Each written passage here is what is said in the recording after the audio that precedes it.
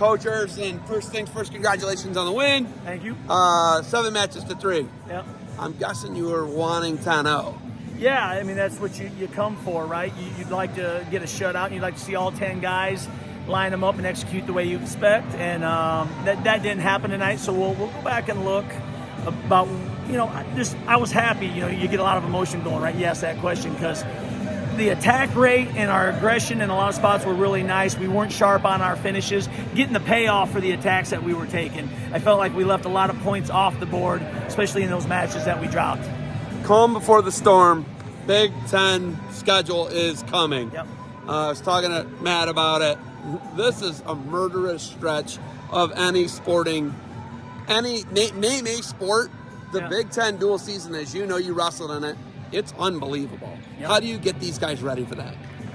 I mean, it started a long time ago. Right now, a lot of this right now is just mentally trusting and believing in everything that you've worked for to this point, right? It's about, when you get deep and the match is tight, trusting your attack rate, trusting your finish, like believing that this is going to pay off for you instead of, hesitating or kind of, standing around, waiting to see if the opportunity is going to present itself. Like, I want guys who have that belief and are going to go get it. That's what we've done since, the summer, man. This hard work is going to pay me back now. And the main thing is keeping them excited about what's coming. Because in the blink of an eye, we're going to be in March. And everything that you've sacrificed and worked for is going to be here. So it's just knowing, like, hey, be excited when you get your opportunities and trust what you've done to this point. Weighing Ramos in for this, right?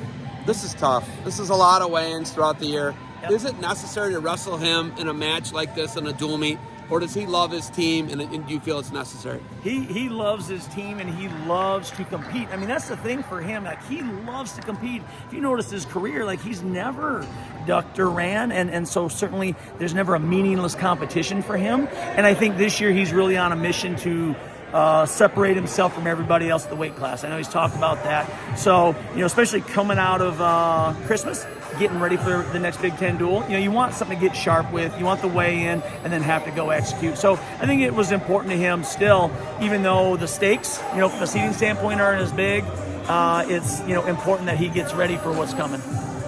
Maximizing qualifiers from Northwestern, the Big Tens, to Philadelphia. What can you do to get 8, 9, 10 qualified? Yeah, I like what we're seeing. We've got kind of we've got around 6, 7 guys ranked. It's getting, and those guys have been fairly consistent performers. It's maybe getting a big win for some of those guys that are fringe guys right now, because that's going to mean a lot when you get down to coach's rank and RPI and those things. It's collecting some of those wins that's going to get you over the top. And that's where I'm looking at those breakthrough guys. They're there, and you see quality matches and some good results, but man, we got to get some things to get them over the top. And luckily, the Big Ten has tons of opportunities like that everywhere. We're going to see it weekly now. You're going to have like 13th place, 14th place. You literally have those to get qualification. To go, man. 13th to go. Yeah, it's so crazy. Wild to me, man. It is. The backside of that bracket is tougher than the entire tournament. You look at ACC or some other events, right? Like, just the consolation bracket is much bigger and longer than that tournament. It's so crazy to think, but what we're saying is true. Yeah. It's what no Blazer tonight. Will we see Blazer back in the lineup? Yeah, no, he's for the same reasons. We talked about wrestling Matt or not. Just precautionary. He's progressing. He'll be ready to be back. So we just want to make sure when you bring him back, it's for good. You don't want him out and then in and out. That we want to make sure he's right and then he's in and ready to go the rest of the year. Stoney gets in kind of a tough scramble there. Loses a couple tough scrambles, loses a tough match. That can happen. This is college wrestling. Yes. It's January. Yes. How do you get him right down the stretch for the Big Ten season? Yeah, you gotta have a short memory. Like, you can't attach emotion to it. You gotta see it for what it is. Maybe this is where I made some mistakes in my positioning, and that's what cost me points, and that's why I dropped the match. And then, man, you gotta correct it, and then you gotta let it go. You can't let this hang around in your mindset, because as you just said, with the Big Ten coming, hey, we got another big match next week. So let's learn from it, correct it, and then on we go. Who do you not have? Do you not have Penn State? Do you not have Iowa? Do you not have this Michigan? Year, who do you not have? When you look, right, Penn State, Iowa, and Michigan are some of the kind of bigger ones. You have Penn State, we don't, Iowa? We don't have. You don't? Okay, that's what I was at. We're looking down, Nebraska, Minnesota, Ohio State. Those are some of the higher. You got rotated out of those other 3. Yeah. Wow. Wow. And you want to see them before the Big Ten. You do.